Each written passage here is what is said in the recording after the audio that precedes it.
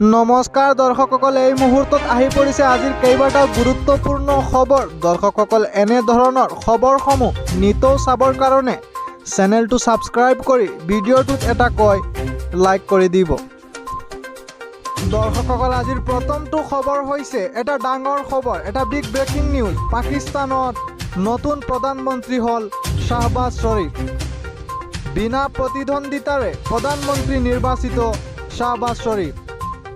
বিৰোধীৰ উমৈহতীয়া প্ৰাৰ্থী শ্বাহবাজ শ্বৰীফ PMLNৰ নেতা।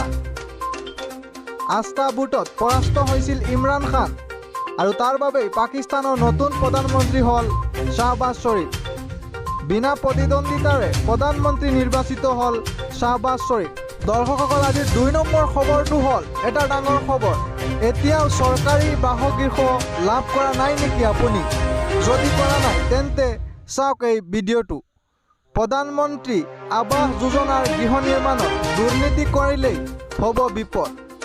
মুকলি কৰা হৈছে টোল ফ্ৰী নম্বৰ। ঘৰ প্ৰদানত দুৰ্নীতি কৰিলেই ফোন কৰক 9387549702। এই নম্বৰৰ জৰিয়তে দিব পাৰিব লিখিত অভিযোগ।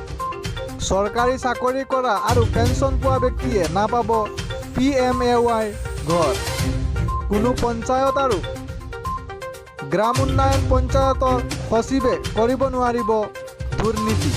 যদি কোনোবাই ঘৰ প্ৰদানৰ নামত ধন বিচাৰে, প্ৰশাসনে ল'ব কঠোৰ ব্যৱস্থা।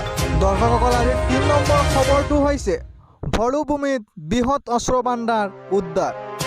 8টা AK-47 M60 ৰাইফল আৰু স্নাইপাৰ ৰাইফল উদ্ধাৰ। শ্বেৰলি ৰাইফল মেগজিন 4টা, 160 জাই সজীৱ গুলী। ভাৰত ভূটান সীমান্তৰ উল্টা পানীত অভিযান আৰক্ষীৰ।